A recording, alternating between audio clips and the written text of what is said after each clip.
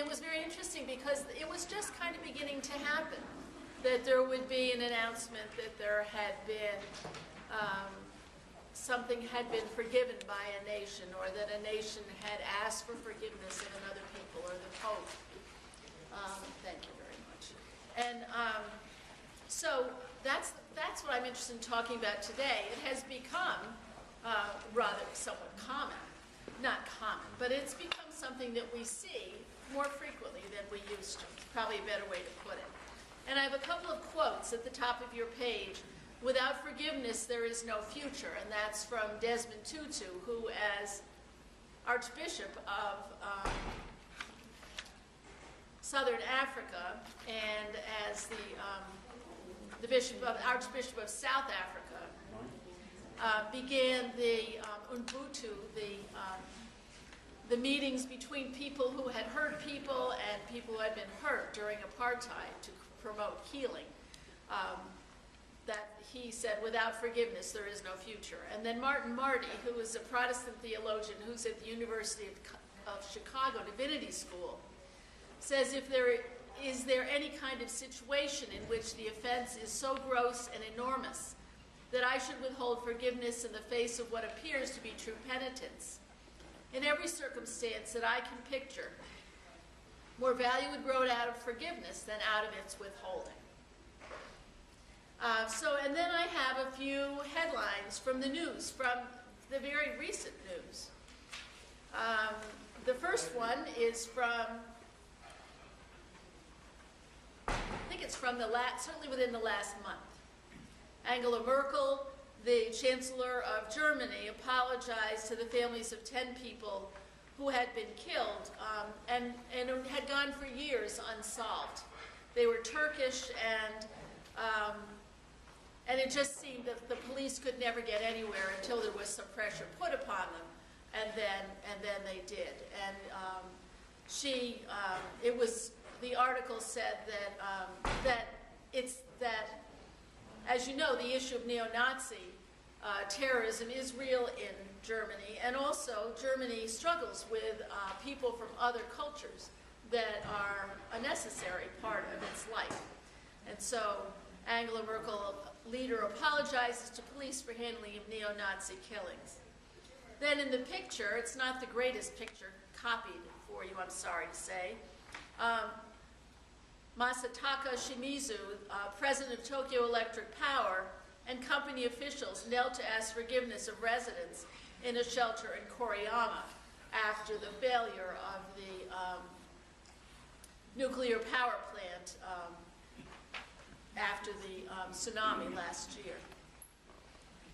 And that is really quite an unusual thing. And also I had a clipping for a while of a woman who had asked the president again and again and again to apologize. And that's not the way they do things. But she had, and this was a woman also, but she had pressed it until he finally did apologize. Then in September 29th of last year, a Bolivian president asked forgiveness after attacks on indigenous groups. The president apologized for the humiliation suffered by indigenous people at the hands of police over the weekend, and said the government did not mandate the attacks. We asked for forgiveness. Forgive me, Morales said. It was not an instruction by the president. No one in government would have thought such an attack could happen to our indigenous brothers. And police had, 500 police had tear gassed and rousted 1,500 indigenous protesters. I mean, a pretty significant breach of civil rights. So, and before that, before his apology, the officials had denied deaths or injuries, but promised to launch a full-scale investigation.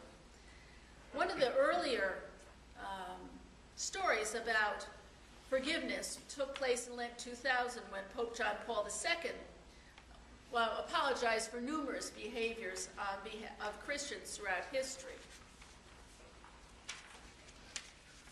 Interesting. For the use of violence that some have committed in the service of truth, for attitudes of mistrust and hostilities assumed toward followers of other religions. And he apologized for Christians who violated the rights of ethnic groups and shown contempt for their cultures and religious traditions. And later that month, he prayed at the Wailing Wall and said that the Catholic Church is deeply saddened by the hatred acts of persecution and displays of anti-Semitism directed against Jews by Christians. And as you know, or as I imagine you know, for a long time in places like Spain and Italy, Jewish people stayed off the streets on Good Friday because one of them would be killed each year because the Jews had killed Jesus. I mean, and all of the other things that have happened down through the centuries. And he'd apologized to the people in Latin America for the cruelty of conquistadors and missionaries, and to Senegal for the slave trade. And so, and what he had begun has been continued to some extent by the Pope Benedict, who has followed him. And there was an apology by his main preacher about acts committed against Jews, and then he's written a book that was released. Obviously, this is an old, something I cut and pasted from the news from a while back, releasing a book in March of 2011, when he apologizes for the prelates of Christendom taken what was clearly a judgment on specific people or for a specific time, and made it a blanket condemnation of a whole people, the Jews. And Pope John Paul II also apologized for the lack of action on the part of the Roman Catholic Church during the Holocaust.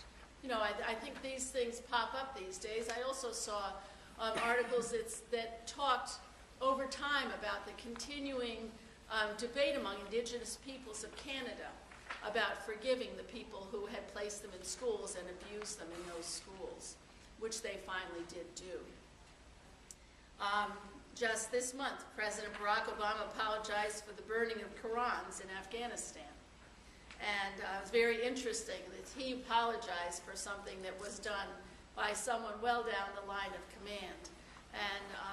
And yet it is, what was done is so important that he obviously hoped that his apology would carry a lot of weight with the people of that country. I don't know if there are specific things apologies that you remember that have, that have stayed in your mind. Yes. The Truth and Reconciliation in South Africa. Right. Yeah, that was from Ubuntu, which is like that all people are one people. And as I mentioned in the very beginning, that was a very significant process in Africa after apartheid, where in specific areas, it wasn't just like something that was broad. If you had someone who had killed your parents or killed your brother or shot you or something would apologize one-on-one to you for what they had done, and you would forgive them. And since that happened, it was really quite an incredible undertaking. And Tutu's belief, and that of the government as well, was that without that, there could be no peace among the peoples there, and it was to stave off a civil war. And it worked in many ways, although people found that while there were certainly tears shed on both sides, that sometimes it didn't mean everything really went away, but an effort had been clearly made. Yeah. Yes? I recall some years ago the reluctance, or perhaps even the refusal of Japan to apologize to Korea and for the rape of Nanking. Right. It was their reluctance or refusal to apologize that made more news than the apology would have made. Right, right. And just for the people who are watching this over the video, Chick was talking about how in years past, the refusal of Japan to apologize for the rape of Nanking made far more news than the apology might have made. And also you can see how these kind of actions where people are bowing down before other people in apology have come at a later time. Yeah. Yes? When you mentioned about Obama apologizing for Right. the people in Afghanistan, for our soldiers, Did the soldiers ever apologize for what they had done? I don't know. Does anyone know, did the soldiers ever apologize for burning the Koran? I don't even know if we know what happened. But I haven't followed that very well. I think the Secretary of Defense apologized for the soldiers. Right, the Secretary of Defense apologized for the soldiers. They will do they'll try and figure out what happened. I mean, obviously, they've been trained not to do that, so you kind of wonder. And there are other atrocities in the midst of war for which people higher up apologize too. Yes? You know, in Rwanda, my memory's a little hazy about this, perhaps others could add. There where the killings were so terrible, and they were widespread in communities, and my recollection is that the communities themselves embarked on a process whereby they would gather the people that had been survivors and had some kind of a confrontation, a little like a reconciliation process that was in South Africa. Between the Hutu and the Hutu and the Tutsi, that they gathered themselves. Right. What makes that, to me, though, particularly poignant is that in these cases, people actually saw what was being done. In many of the instances we're speaking of today, they were at a distance. Yes. And I think it's much more painful to have to face the individuals. Right. It's much more painful when you're facing the person who saw you commit the atrocities, number one, and number two, was damaged by them. Right, right. And I think that there's a president there now who has, I didn't really look it up, but who certainly sees that the future is in everyone, in essence, forgiving and moving forward together, even though they can't forget. Yes? 3 or 4 years ago, when the British government forgave the slavery. Asked forgiveness for its part in the slave trade, the British government? Yeah. Yes. Yeah, that's true. And I think individuals have as well. I have an acquaintance who is descended from the family that started Brown University, and he and one of his cousins did a lot of research on the fact that the money that was used to found Brown University came from the slave trade. It was a triangular trade to England, and then to Africa, and then to the U.S. And then they made a movie of it, and I don't know if you've seen it here. Have you seen it? Yeah. But it was shown, they went around the country with it. My acquaintance and his wife, who just happens to be black, went around the country showing it to people. And in a way, you know, they were in that apologizing, you know, for what had happened. And it was very, you know, he quit his job. You know, it was a real passion of his to show this around the country. Yes? Just listening to this, 2 things. I think of the prayer confession we sometimes have used, sins done on our behalf. Yes. We ask forgiveness. That seemed profound to me, and the other thing fell out of my head. So that's the prayer of confession in Enriching Our Worship, which is a liturgy approved by the Episcopal Church, where we ask for things left undone and things done on our behalf. Things done, things left undone, things done on our behalf. I remember the other. It was listening to the commandments about how the sins of the parents are visited on the children, which I always hate to hear, but that's what we're living with. People saying we're still living with the effects of what has been done. Right. Right. In a way, the sins from the Genesis reading today about the sins being, what's the word? Visited on their children is something that, and in a way, this kind of forgiveness, acts of forgiveness, is a way to try and stem some of that. The children living with the impact of the acts of their parents. You know, Excuse me. And I was going to say, Yeah. it reminds me of, you spoke of slavery in Great Britain, of the life of John Newton, who had been a slave trader, Right.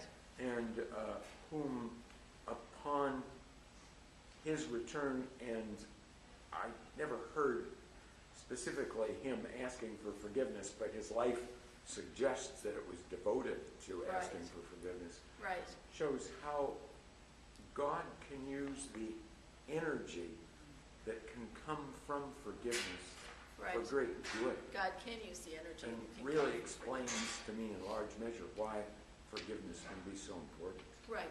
Well, it's a setting free, it's a loosing of bonds and a loosing of energies. Wow. Right.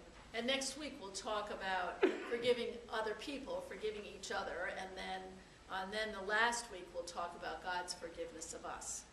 So, did you have something you wanted to say? No. Okay. I wanted. Oh, what? Were you speaking to me? just No. Did you have something you wanted to say? No, No, I didn't think so. I thought Pam did. I want to talk a little Pam. bit about, at the bottom of your page on the back, I came across an article called Forgiveness and Healing of the Nations, Forgiveness Within the Context of Politics. And this was a paper that was given at the gathering. There was a women's gathering at the UN, and this paper was presented there. And she quoted Donald Shriver, Jr., who wrote a book called An Ethic for Enemies. Forgiveness within the context of politics includes a call for a collective turning from the past that neither overlooks justice nor reduces justice to revenge, that insists on the humanity of enemies even in their commission of dehumanizing deeds, and that values the justice that restores political community above the justice that destroys it.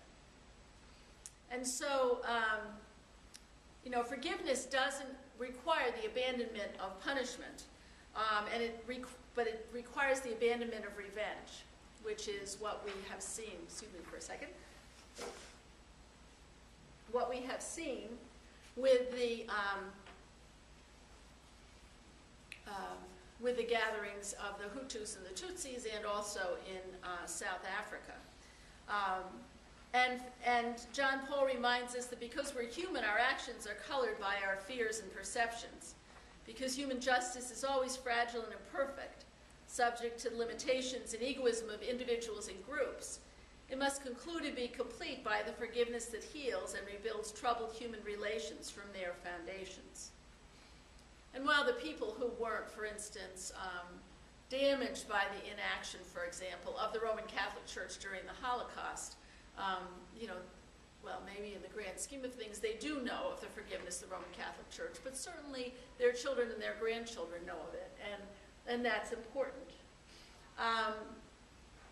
Michael McCullen, Beyond Revenge, wrote that there were 3 psychological conditions that activate feelings of forgiveness between people and groups of people, and they can serve as powerful healing mechanisms. And the first is the concept of care-worthiness. People forgive transgressors who they view as appropriate recipients for kindness and compassion. Questions: how do you begin to care for someone who might be a stranger to you and has done unimaginable harm? And they need to recognize each other's pain and hope to feel some empathy. If you feel empathic, sympathetic, or concerned for a transgressor, it's hard to then want to wreak vengeance on them. If you can put yourself in their place, it diminishes the need for revenge. And then a second value is that there is, I shouldn't use the word, second condition is that there's a value in forgiving, that something good will come of forgiving. And people forgive to the extent that they perceive that their relationship with the transgressor is an important one. Between the Hutu and the Tutsi, if they are not somehow able to function together, their country will be permanently damaged. If they can't come together and go forward again, their country ultimately would be destroyed. There was a group of people called the Acholi people in northern Uganda that can illustrate this importance of expected value. There was a group called the Lord's Resistance Army that fought for 20 years to overturn the Ugandan government. And to build support for their cause, they terrorized civilians, and they stole preteen girls from their villages and gave them as wives to the rebel commanders. Thousands of children were taken captive. turned into a generation of child soldiers trained to attack and kill their own people. And villagers who resisted had their lips, noses, ears, hands, or breasts cut off to intimidate others. They say that fatigue set in among the Akoli, many of whom were displaced from their homes for years, and so they adopted a strategy for peacemaking. They welcomed the soldiers, the rebel soldiers, back into their midst and offered them forgiveness. And since the year 2000, radio programs have promised the rebels amnesty if they'd simply lay down their arms and return to their communities. I mean, this is really radical forgiveness. And when they return home, and sometimes 800 people return to a community at once, they participate in a traditional forgiveness ritual that has several different parts to it, and that hold great meaning in their culture and not so much to us. But so I decided that I wouldn't go through them. But after the ritual, the rebels sit down with the community leaders and they formulate plans for confessing their sins and the way in which they'll compensate the families that they've harmed. And often they pay with livestock, which is the currency of many Central African countries. The third psychological condition for forgiveness is perceived safety, which is simply a matter of trust. You never really know if you're totally safe, especially in a situation like that. People are more inclined to forgive a transgressor whom they perceive to be unwilling or unable to harm them in the future. I think that's common sense. There are ways to evaluate safety, to try to understand why something happened in the first place, depending on whether it was unintentional or unavoidable or malicious, determine the feelings of safety afterwards. And another factor is the offender's remorse and concern for the victim after the offense. And apparently what happened is that these people just got really tired of being divided. It seemed that the war was going nowhere, and the people wanted, above all, to have their communities become whole again. So they were willing to undertake this process of forgiving and of returning. And of these three conditions, the woman Eileen Boris writes, the most difficult aspect of forgiveness impacting the healing of a nation is to be able to develop empathy of the enemy, especially because we always want to dehumanize the enemy.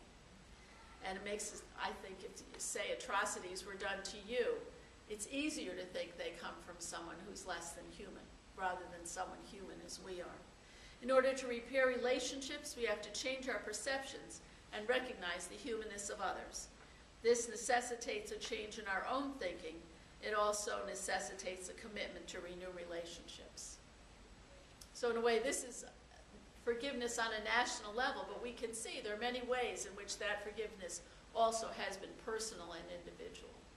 Yes? I was just thinking about Lincoln's stand when, after the Civil War, Yeah. he was against revenge and against, but you know, there wasn't an official kind of anything, and I think that distrust has sort of lingered. Maybe I'm wrong, but I'm not sure that Southerners feel quite equally about Northerners and vice versa. I think that's probably true. At least I felt that over time. You know, I mean, there is a, well, there are probably lingering prejudices on both sides. I mean, you know, both, yes. a friend of mine was saying recently that, you know, how interesting it was to him that while his grandparents obviously knew people who fought in the Civil War, there was never any mention of it. And, you know, I don't know if you've had those experiences, but whether maybe often people don't talk about wars that divide their countries once they're done. I know in the Episcopal Church, while the church didn't split, which some people think is a great, wonderful thing, and other people don't think it's really that great, that we were the only denomination that didn't split during the Civil War.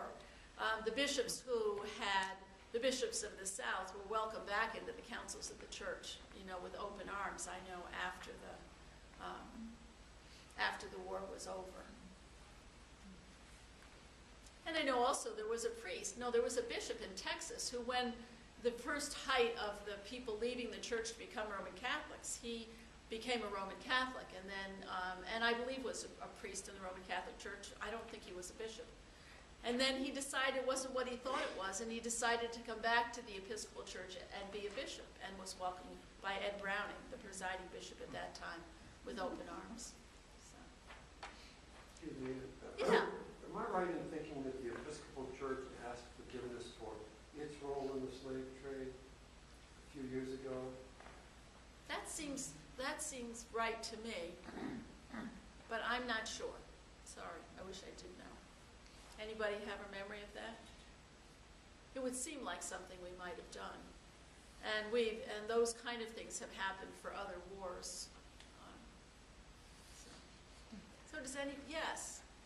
You know, Anne, as you speak about the forgiveness of the Southern bishops and the Southern Church following the Civil War, it perhaps brings in more stark relief this split that's occurred now within our church over gender roles. Right. Mm-hmm. Yeah. There have been and women's ordination also divided the church. It's true, and I think that a real effort's made to make it be a wide umbrella. You know. But the church does keep in its way of governance and act. You know, the church. It's interesting. The Bishop of Washington said being interviewed by Diane Rehm, that the church has moved beyond those issues, and it has in its elective bodies, but not necessarily in its other bodies, in its local bodies. So. Yes? Reading these about sort of the thoughtful way in which political and religious leaders in recent years and communities in some cases have determined to undertake forgiveness. Reminds me of a book, and I can't remember the author, called Premeditated Mercy. I haven't seen that one.